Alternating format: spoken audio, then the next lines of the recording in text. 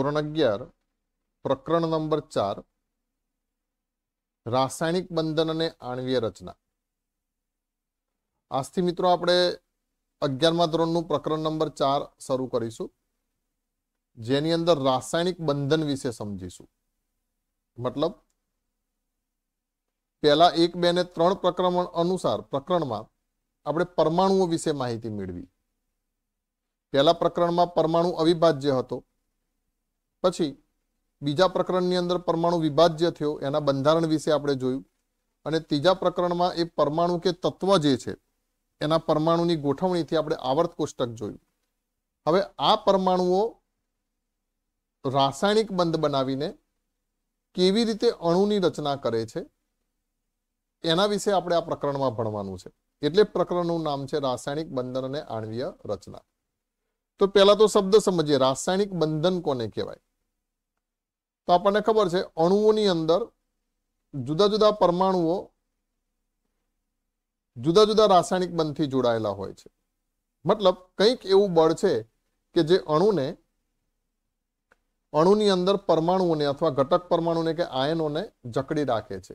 એ આકર્ષણ બળને શું કહેવાય મિત્રો? રાસાયણિક બંધન કહેવાય. તો સૌથી પહેલા મેં અહીંયા રાસાયણિક બંધનની વ્યાખ્યા લખી છે કે રાસાયણિક સ્પીસીઝમાં અણુ, પરમાણુ કે આયનો જેવા જુદા જુદા ઘટકોને એકબીજા સાથે જકડી રાખતા આકર્ષણ બળને રાસાયણિક બંધન કહે છે. આ રાસાયણિક બંધન સમજાવવા માટે, મતલબ કે પરમાણુ, આયનો એ બધામાં રાસાયણિક બંધન થઈ અને કેવી રીતે અણુ બને છે, એ આણ્વીય રચના કેવી રીતે થાય છે રાસાયણિક બંધનથી, એ સમજાવવા માટે જુદા જુદા પ્રકારના સિદ્ધાંતો છે મિત્રો. જે પૈકી આ પ્રકરણમાં આપણે ભણવાના છે એવા 4 જુદા જુદા ખ્યાલોની આપણે અહીંયા વાત કરીશું. તો સૌથી પહેલું છે કોસેલ લુઈસ અભિગમ. વૈજ્ઞાનિકનું નામ છે કોસેલ અને લુઈસ નામના વૈજ્ઞાનિકે જે સિદ્ધાંત રજૂ કર્યો એ. પછી છે VSEPR સિદ્ધાંત. આનું જો ફૂલ ફોર્મ કેવું હોય VSEPR, તો આનું ઇંગ્લિશ ફૂલ ફોર્મ થાય છે મિત્રો valence cell electron pair repulsion. Valence cell એટલે કે સંયોજકતા કક્ષા. વેલેન્સ સેલને શું કહેશું? સંયોજકતા કક્ષાના ઇલેક્ટ્રોનનો અપાકર્ષણનો સિદ્ધાંત.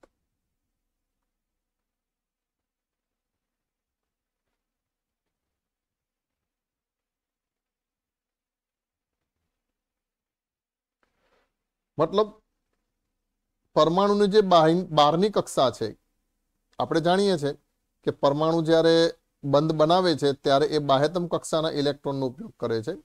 તો બાહ્યતમ કક્ષાના ઇલેક્ટ્રોન વચ્ચે જે અપાકર્ષણ થશે એ સિદ્ધાંત આપણે શું કહી દઈશું? સંયોજકતા. VSEPR સિદ્ધાંત, એનું ગુજરાતી થશે સંયોજકતા કક્ષાના ઇલેક્ટ્રોનના અપાકર્ષણનો સિદ્ધાંત. પછી આપણે જોઈશું valence bond theory, VBT. Valence મતલબ સંયોજકતા, બોન્ડ બંધન, અને સિદ્ધાંત થિયરી એટલે સંયોજકતા કક્ષાના બંધનનો વાદ, એટલે કે સંયોજકતા બંધન સિદ્ધાંત.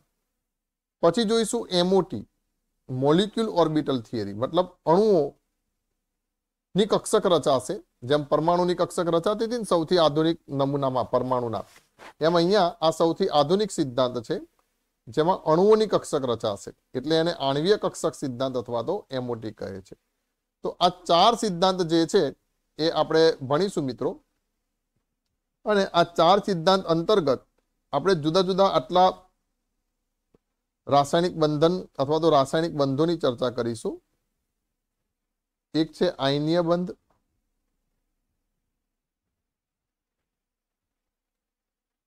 પછી બીજા નંબરમાં આપણે ચર્ચા કરીશું સહસંયોજક બંધની,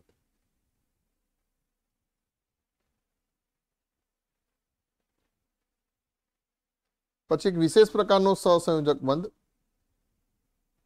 જેને આપણે કહીશું સવર્ગ સહસંયોજક બંધ,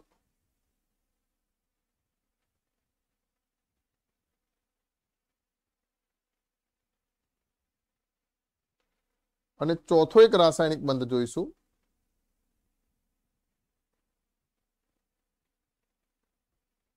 ધાત્વીય બંધ.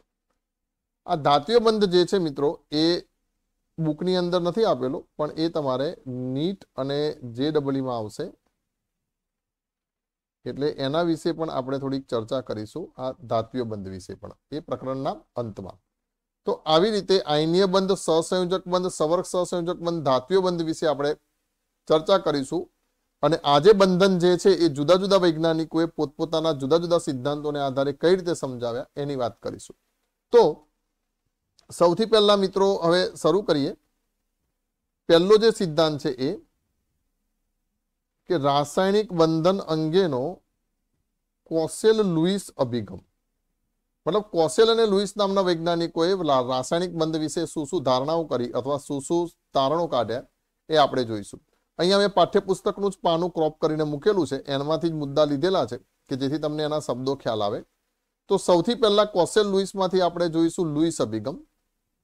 આ બંને વૈજ્ઞાનિકોએ મિત્રો સ્વતંત્ર રીતે પોતપોતાના અભિગમ રજૂ કર્યા હતા અને લગભગ એ એક જેવા અભિગમ હતા, જેમાં જનરલી કોસેલનો જે અભિગમ જે છે એ આયનીય બંધ માટે વધુ ઉપયોગી છે અને લુઈસનો જે અભિગમ છે એ સહસંયોજક બંધ માટે વધુ ઉપયોગી છે. તો સૌથી પહેલા આપણે જોઈશું લુઈસ અભિગમ. તો જો આ લુઈસ અભિગમના મુદ્દા છે, તમને પરીક્ષામાં પ્રશ્ન પણ પૂછી શકે કે લુઈસ અભિગમના મુખ્ય મુદ્દા જણાવો. તો શું કહે છે કે લુઈસે પરમાણુને એક ધનભાર ધરાવતા કર્નેલ તરીકે રજૂ કર્યું. ધ્યાન રાખજો, શબ્દ શું વાપર્યો? કર્નેલ. કર્નેલનો મતલબ થાય છે કેન્દ્ર વત્તા અંદરના ઇલેક્ટ્રોન. મતલબ આપણને ખબર છે મિત્રો કે પરમાણુ જે છે એમાં એક તો ધનભારિત કેન્દ્ર હશે, એ આપણે જાણીએ છીએ, અને બીજું પરમાણુના કેન્દ્રની બહારનો ભાગ એટલે કે કક્ષાનો ભાગ, તો એમાં કક્ષા હશે. તો માની લો કે હું એમ કહી દઉં કે આ સોડિયમનો પરમાણુ હું દોરું છું, તો સોડિયમની આ પહેલી કક્ષા, પછી એ જ રીતે બીજી કક્ષા અને એ જ રીતે ત્રીજી કક્ષા. તો ત્રીજી કક્ષામાં તમને ખબર છે મિત્રો કે અહીંયા પહેલી કક્ષામાં સોડિયમમાં કેટલા ઇલેક્ટ્રોન સમાયેલા હશે? 2. બીજી જે કક્ષા છે એમાં કેટલા ઇલેક્ટ્રોન સમાયેલા હશે? 8. અને ત્રીજી કક્ષા જે છે એમાં કેટલા ઇલેક્ટ્રોન હશે? 1. તો આટલો જે ભાગ છે મિત્રો, બાહ્યતમ કક્ષા સિવાયનો ભાગ અને કેન્દ્ર સહિતનો ભાગ, આજે હું લીટી કરીને બતાવું છું, આટલો બાહ્યતમ કક્ષા સિવાયનો કેન્દ્ર સહિતનો જે ભાગ જે છે મિત્રો, એ ભાગને આપણે શું કહી દઈશું? કર્નેલ કહેશું. ધ્યાન રાખજો. એટલે આ જે ભાગ જે છે એને શું કહેવાશે? કર્નેલ. એટલે કે કેન્દ્ર વત્તા અંદરના ઇલેક્ટ્રોન, એટલે બાહ્યતમ કક્ષા સિવાયનો પરમાણુનો જે કેન્દ્ર સહિતનો ભાગ છે એને કર્નેલ કહેશું. ફરીથી બોલું છું, કર્નેલની વ્યાખ્યા આપવી હોય તો બાહ્યતમ કક્ષા એટલે કે સંયોજકતા કક્ષા સિવાયના પરમાણુના કેન્દ્ર સહિતના ભાગને શું કહેવાય? કર્નેલ કહેવાય. તો લુઈસે સ્વાભાવિક છે કર્નેલ ઉપર કયો વીજભાર હશે? ધન વીજભાર હશે, કારણ કે એક ઇલેક્ટ્રોન આ ઓછો થઈ ગયો, તો ધન વીજભાર હશે. બાહ્યતમ કક્ષાના ઇલેક્ટ્રોનને બાદ કરી નાખો તો સ્વાભાવિક છે વીજભારમાં કયો વધારો થશે? ધન વધારો થશે. તો લુઈસે પરમાણુને એક ધનભાર ધરાવતા કર્નેલ તરીકે ગણ્યું અને જણાવ્યું કે બાહ્યતમ કોષમાં વધુમાં વધુ કેટલા ઇલેક્ટ્રોન સમાઈ શકે છે? 8 ઇલેક્ટ્રોન સમાવી શકે છે. બરાબર. આ વાતથી તમે પરિચિત છો મિત્રો કે બાહ્યતમ કક્ષામાં વધુમાં વધુ કેટલા? 8 ઇલેક્ટ્રોન સમાવી શકે. અને એમ કહે છે કે આ 8 ઇલેક્ટ્રોન કર્નેલની આસપાસ સમઘનના 8 ખૂણાઓ પર ગોઠવાય છે. અર્થ સમજો. તમને એમ થાય છે કે આ શું? સમઘનના 8 ખૂણાઓ પર. તો તમને એક કન્સેપ્ટ તમને બતાવું. જેમ કે હું એમ કહી દઉં કે એક વર્તુળ દોરું છું મિત્રો. જોજો, ધ્યાન રાખજો. આ એક વર્તુળ દોર્યું. હવે વર્તુળમાં મારે 4 બિંદુઓ મૂકવા હોય, સૌથી દૂર દૂર મારે જો 4 બિંદુઓ મૂકવા હોય, તો જો હું દૂર દૂર 4 બિંદુઓ મૂકું છું તો એનાથી મને જે રચના મળશે કે આ ચોરસ રચના મળી. ખ્યાલ આવે છે ને? 4 બિંદુઓ મારે દૂર દૂર મૂકવા હોય તો સ્વાભાવિક છે મને કઈ રચના મળશે? ચોરસ રચના મળશે મિત્રો.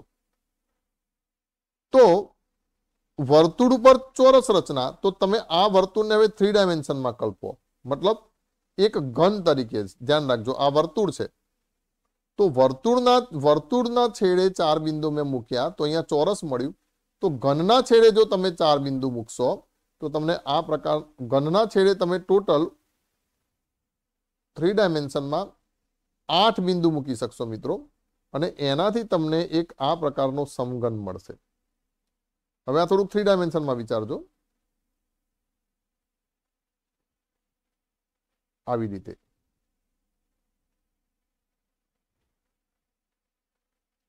ખ્યાલ આવે છે ને વાત? જેમ આ ચોરસની આજુબાજુ વર્તુળ દોરી શક્યો, એમ સમઘનની આજુબાજુ આ 8 ખૂણા અડે એ રીતે હું શું બનાવી શકું છું? એક ગોળો બનાવી શકું છું, ગોળક બનાવી શકું છું. હવે ઇલેક્ટ્રોન ઉપર સમાન વીજભાર હશે એટલે એ દૂર દૂર ગોઠવાઈ જશે, અને 8 ઇલેક્ટ્રોન તમે ગોળામાં નાખશો ગોલકની અંદર, તો સ્વાભાવિક છે અપાકર્ષણથી સૌથી દૂર દૂર જગ્યા મળે એ રીતે ગોઠવાઈ જશે, અને એની જે સૌથી દૂર દૂર જગ્યા હશે એ કઈ હશે મિત્રો? તો આ ખૂણા પરની જગ્યા હશે. ધ્યાન રાખજો. એટલે આવી રીતે એમ કે છે કે મહત્તમ 8 ઇલેક્ટ્રોન હશે એ આવી રીતે આખા ગોળાકાર કક્ષકમાં જેમ સમઘનના 8 ખૂણા સેટ થાય એવી રીતે ગોઠવાઈ ગયા હશે. આવી રીતે. આ કોને કીધું? લુઈસે કીધું. તો બીજી અભિધારણા, 8 ઇલેક્ટ્રોન કર્નેલની આસપાસ સમઘનના 8 ખૂણા પર ગોઠવાયેલા છે. પછી શું કહે છે? આમ સોડિયમનો બાહ્ય કક્ષાનો ઇલેક્ટ્રોન સમઘનના 1 ખૂણા પર ગોઠવાશે, જ્યારે ઉમદા વાયુની બાબતમાં કેટલા? 8 ઇલેક્ટ્રોન ગોઠવાયેલા હશે. સ્વાભાવિક છે, સોડિયમની બાહ્યતમ કક્ષામાં કેટલા ઇલેક્ટ્રોન છે? 1, તો એ સમઘનના 1 ખૂણા પર હશે. હું એમ કહી દઉં મેગ્નેશિયમની બાહ્યતમ કક્ષામાં કેટલા ઇલેક્ટ્રોન છે? 2, તો સમઘનના 2 ખૂણા ઉપર હશે. એટલે એલ્યુમિનિયમ 3, સિલિકોન 4. તો સ્વાભાવિક છે કે જો નિષ્ક્રિય વાયુ હશે ઉમદા વાયુના, તો નિષ્ક્રિય વાયુની બાહ્યતમ કક્ષામાં કેટલા ઇલેક્ટ્રોન હશે? 8, તો એ સમઘનના 8 ખૂણા તરફ એ ગોઠવાયેલા હશે. બીજું, લુઈસે પ્રતિપાદિત કર્યું કે પરમાણુ જ્યારે રાસાયણિક બંધનથી જોડાય છે ત્યારે સ્થાયી અષ્ટક પ્રાપ્ત કરે છે. આપણે મિત્રો અગાઉના ધોરણથી આ નિયમ ભણતા આવ્યા છીએ, લુઈસનો અષ્ટકનો નિયમ. કદાચ તમને વૈજ્ઞાનિકનું નામ ના ખ્યાલ હોય કે લુઈસ, પણ અષ્ટકનો નિયમ આપણે ક્યારના અગાઉના 9મા, લગભગ 8મા 9મા 10માંથી ભણીએ છીએ કે ભાઈ દરેક પરમાણુ પોતાની બાહ્યતમ કક્ષામાં 8 ઇલેક્ટ્રોન મેળવીને નજીકના નિષ્ક્રિય વાયુ જેવી રચના પ્રાપ્ત કરવાનું વલણ ધરાવે છે. બરાબર ને? તો એવી રીતે એ શું પ્રાપ્ત કરે છે? સ્થાયી અષ્ટક પ્રાપ્ત કરે છે. આપણે આગળ આ પ્રકરણમાં જ જોઈશું અષ્ટકનો નિયમ. તો લુઈસે પ્રતિપાદિત કર્યું કે પરમાણુ જ્યારે રાસાયણિક બંધથી જોડાય છે ત્યારે સ્થાયી અષ્ટક પ્રાપ્ત કરે છે. હવે માની લો કે NaCl જેવા સંયોજનો છે, તો ઇલેક્ટ્રોનની આપલેથી અષ્ટક પ્રાપ્ત થશે. જ્યારે Cl2, H2, F2 જેવા સંયોજનો હશે તો ઇલેક્ટ્રોન યુગ્મની ભાગીદારીથી શું થશે? ઇલેક્ટ્રોનનું અષ્ટક પ્રાપ્ત થશે. બરાબર? તો જુઓ, સોડિયમ અને ક્લોરીનની બાબતમાં સોડિયમમાંથી એક ઇલેક્ટ્રોન ક્લોરીન અણુમાં ફેરબદલી પામે છે. મતલબ સોડિયમ એક ઇલેક્ટ્રોન આપશે અને ક્લોરીન જે છે એ એક ઇલેક્ટ્રોન શું કરશે? સ્વીકારશે. ફેરબદલી પામે છે, જેથી Na+ અને Cl- આયન આપે છે. એ જ રીતે Cl2, H2, F2 વગેરે જેવા બીજા અણુઓમાં બંધ પરમાણુના ઇલેક્ટ્રોન યુગ્મની ભાગીદારીથી ઇલેક્ટ્રોનનું સ્થાયી અષ્ટક પ્રાપ્ત કરે છે. તો આ થઈ ગઈ લુઈસની અભિધારણાઓ અથવા લુઈસની ધારણા રાસાયણિક બંધન અંગેની. બીજું, લુઈસે શું કીધું? લુઈસે એમ કીધું કે હંમેશા બંધ બનાવવામાં બાહ્યતમ કક્ષાના ઇલેક્ટ્રોન ભાગ લેશે. બરાબર? એટલે હું અહીંયા લખી દઉં છું,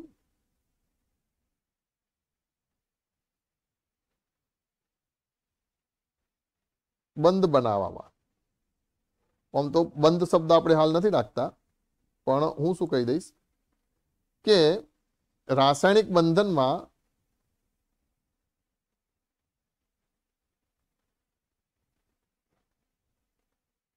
બાહ્યતમ કક્ષાના ઇલેક્ટ્રોન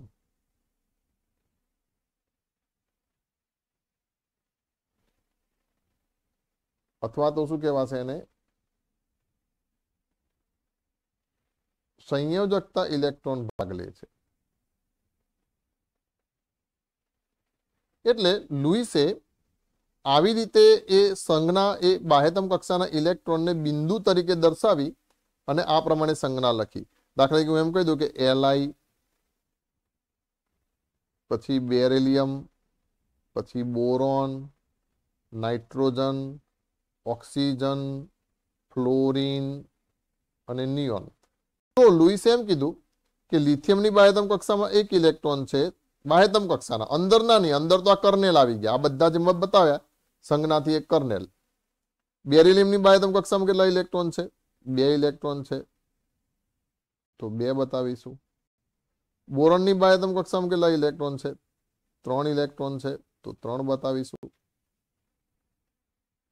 બરાબર. પછી વચ્ચે શું રહી ગયું? એક રહી ગયું, કાર્બન રહી ગયું. કેટલા ઇલેક્ટ્રોન બાહ્યતમ કક્ષામાં? 4 ઇલેક્ટ્રોન. કાર્બન પછી નાઇટ્રોજન, તો કેટલા ઇલેક્ટ્રોન? 5 ઇલેક્ટ્રોન. ઓક્સિજનમાં કેટલા ઇલેક્ટ્રોન? તો 6 ઇલેક્ટ્રોન. તો સંયોજકતા ઇલેક્ટ્રોનને આવી રીતે લુઈસે ટપકાથી બતાવ્યું. ફ્લોરિનમાં કેટલા ઇલેક્ટ્રોન? તો 7 ઇલેક્ટ્રોન.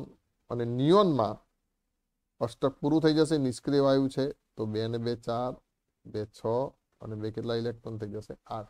તો આવી રીતે આપણે હવે લુઈસ સંજ્ઞા આ રીતે હવે બતાડીશું. આપણે લુઈસ બિંદુ નિરૂપણ પણ કરવાનું છે બધા અણુઓનું, પણ હાલ એવું સમજી લો કે આ રીતે આપણે લુઈસની સંજ્ઞા દર્શાવીશું. પછી આવ્યો કોસેલ નામનો વૈજ્ઞાનિક. એને પોતાની રીતે પણ પોતાની ધારણાઓ આપી અણુ વિશે, અથવા તો રાસાયણિક બંધન વિશે. એને શું કીધું? અહીંથી એક ક્વેશ્ચન પણ પૂછી શકે કે રાસાયણિક બંધન અંગેના કોસેલ અભિગમની મુખ્ય અભિધારણાઓ જણાવો. તો એને શું કીધું? તો જુઓ, એને એમ કીધું કે આવર્ત કોષ્ટકમાં સૌથી ઊંચા વિદ્યુત ઋણ હેલોજન અને ઊંચી વિદ્યુત ધન આલ્કલી ધાતુઓ ઉમદા વાયુથી અલગ કરેલ છે. બરાબર. મતલબ હેલોજન પરમાણુ જે છે એ ઊંચા વિદ્યુત ઋણ છે, આપણે જાણીએ છીએ. જ્યારે પહેલા સમૂહની આલ્કલી ધાતુ જે છે એ વિદ્યુત ધન છે, એ ઉમદા વાયુથી અલગ કરેલ છે. મતલબ ઉમદા વાયુથી એ જુદા ગુણધર્મ ધરાવે છે. આ ઊંચી વિદ્યુત ઋણતા, આ વિદ્યુત ધન. પછી કે જે હેલોજન પરમાણુની ઋણ આયન અથવા આલ્કલી ધાતુ આયન ધાતુના ધન આયન અનુક્રમે ઇલેક્ટ્રોન મેળવીને અથવા ગુમાવીને રચાય છે. દાખલા તરીકે ચલો અહીંયા કને હું એક ઉદાહરણ લઈ લઉં. દાખલા તરીકે એક ઉદાહરણ લઈ લઈએ. NaCl માં રાસાયણિક બંધન. તો હવે ધ્યાન રાખજો, જેમ કે આલ્કલી ધાતુ છે Na. હવે Na જે છે એની ઇલેક્ટ્રોન રચના મારે લખવી હોય તો કેવી રીતે લખાશે મિત્રો? તો હવે તો આપણે પેલી રીતે લખીશું ને. તો અહીંયા હું કહી દઈશ Na મતલબ નિયોન અને 3s1. હવે આ Na શું કરશે? તો એક ઇલેક્ટ્રોન ગુમાવશે. Na એક ઇલેક્ટ્રોન ગુમાવશે અને ધન આયનમાં રૂપાંતરણ પામશે. તો Na પ્લસ વત્તા ઇલેક્ટ્રોન. એ જ રીતે જુઓ, હવે હું એમ કહી દઉં કે ઉમદા વાયુ Cl, તો એની ઇલેક્ટ્રોન રચના શું થશે? તો નિયોન એટલે 10 થઈ ગયા. પછી હું શું કરીશ? તો 3s2 અને 3p, 10 ને 2 12, 12 ને 5 17 થયા. તો હવે આની બાહ્યતમ કક્ષામાં કેટલા ઇલેક્ટ્રોન છે? 7 છે. તો આ Cl હવે એક ઇલેક્ટ્રોન મેળવશે કે જે Na પ્લસ એ ગુમાવ્યો છે, અને શેમાં ફેરવાશે? Cl માઇનસમાં ફેરવાશે. તો હવે જે આની ઇલેક્ટ્રોન રચના છે એ કેવી થશે? તો જો બે રીતે લખી શકીએ. એક તો નિયોન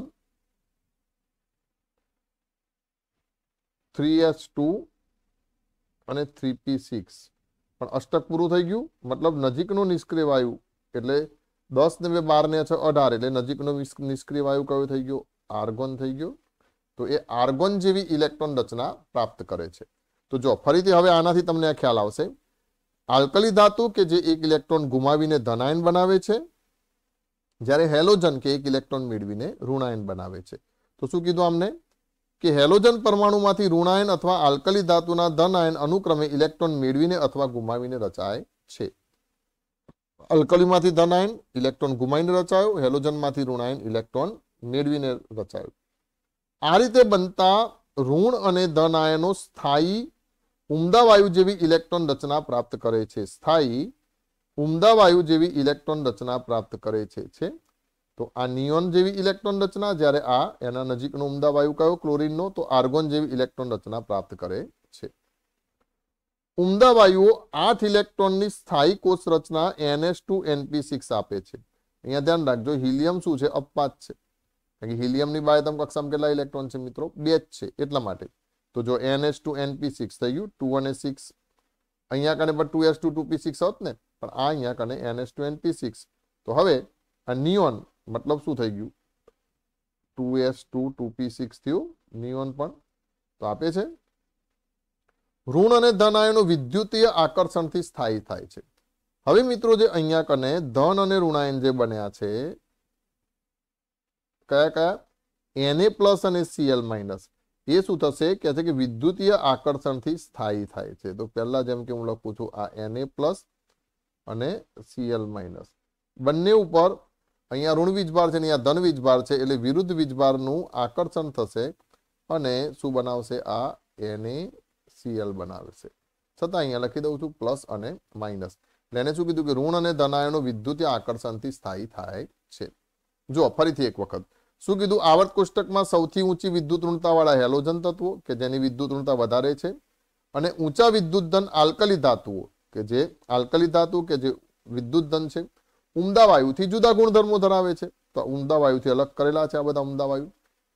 હેલોજન પરમાણુમાંથી ઋણાયન અથવા આલ્કલી ધાતુના ધન આયન અનુક્રમે ઇલેક્ટ્રોન મેળવીને અથવા ગુમાવીને રચાય છે.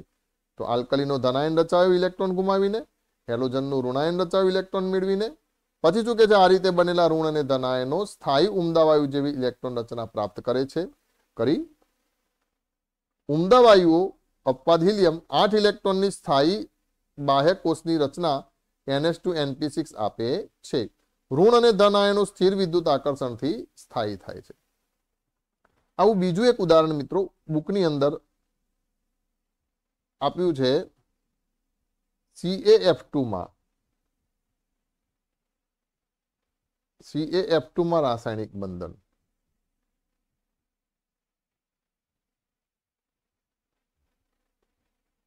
તો જુઓ, CaF2 માં રાસાયણિક બંધન આપણે કેવી રીતે સમજાવીશું? જેમ કે એની જેમ જ, જેમ કે આ વિદ્યુત ધન તત્વ કેલ્શિયમ છે, એ શું કરશે? તો એ 2 ઇલેક્ટ્રોન ગુમાવી અને નજીકના ઉમદા વાયુ જેવી સ્થાયી ઇલેક્ટ્રોન રચના પ્રાપ્ત કરશે. જ્યારે વિદ્યુત ઋણ તત્વ કોણ છે? ફ્લોરિન છે, એ ઇલેક્ટ્રોન મેળવી અને શું બનાવશે? F- બનાવશે. જેમ કે અહીંયા મારે ઇલેક્ટ્રોન રચના લખવી હોય તો આની ઇલેક્ટ્રોન રચના કોના જેવી થશે? તો કેલ્શિયમ જે છે, એટલે પહેલા હું આર્ગોન મૂકી દઉં, કારણ કે કેલ્શિયમનો પરમાણુ ક્રમાંક 20 છે ને, એટલે આર્ગોન અને શું કહી દઈશ? 4s2. જ્યારે અહીંયા કને આ 4s2 દૂર થશે એટલે નજીકનો નિષ્ક્રિય વાયુ કોની? આર્ગોન જેવી રચના પ્રાપ્ત કરશે. જ્યારે ફ્લોરિન છે મિત્રો, તો ફ્લોરિનની ઇલેક્ટ્રોન રચના હું કેમ લખું? નિયોન.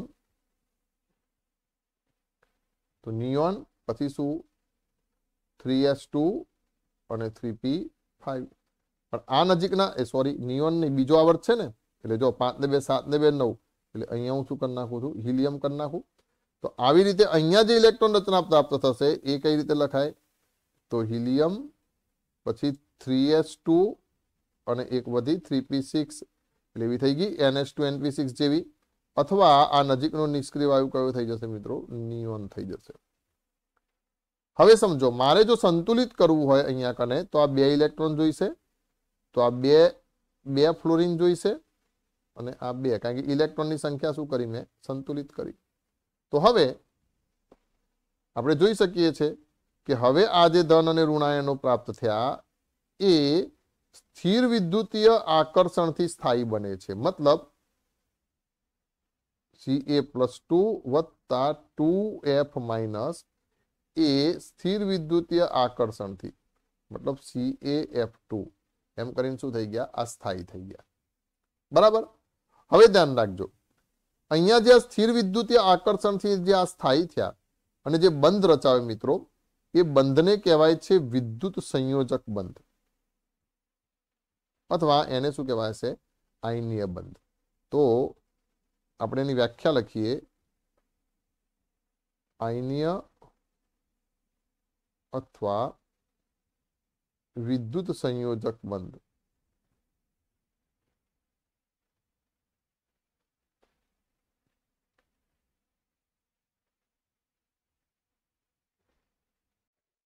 તો શું કહેશું? ધન અને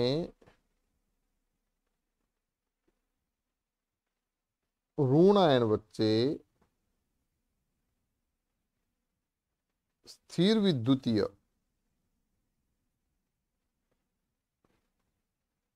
આકર્ષણ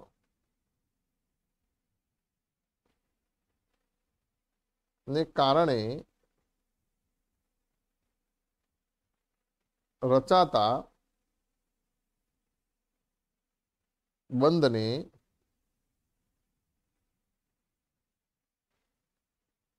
વિદ્યુત સંયોજક અથવા આયનીય બંધ કહે છે.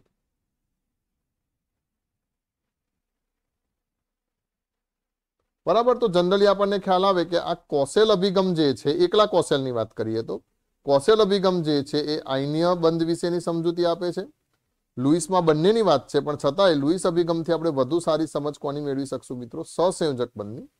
બંધ બનવો એ બધી હજી આગળની વાત છે, પણ એ બધી કન્સેપ્ટ જે છે એ આ બંનેથી આપણે એની પ્રારંભ જે થશે બંધ બનવાની ને પછી અણુ રચવાની ને એની જે પ્રાથમિક ખ્યાલો જે છે એ સૌથી શ્રેષ્ઠ રીતે કોને રજૂ કર્યા હતા? કોસેલ અને લુઈસે રજૂ કર્યા હતા. ઓકે, તો અહીંયા આપણે એક આજે સામાન્ય આ અભિધારણાની માહિતી મેળવી, કોસેલ અને લુઈસ અભિગમ. હજી આપણે આગળ આ લુઈસ અને કોસેલે બીજા પણ કેટલાક કામો કર્યા હતા. લુઈસે લેંગમ્યુર જેવા વૈજ્ઞાનિક સાથે પણ કામ કરી અને બીજા ઘણા બધા સિદ્ધાંતો પ્રસ્થાપિત કર્યા હતા. એની પણ આપણે વાત કરીશું, પણ એ નેક્સ્ટ લેક્ચરમાં. ઓકે.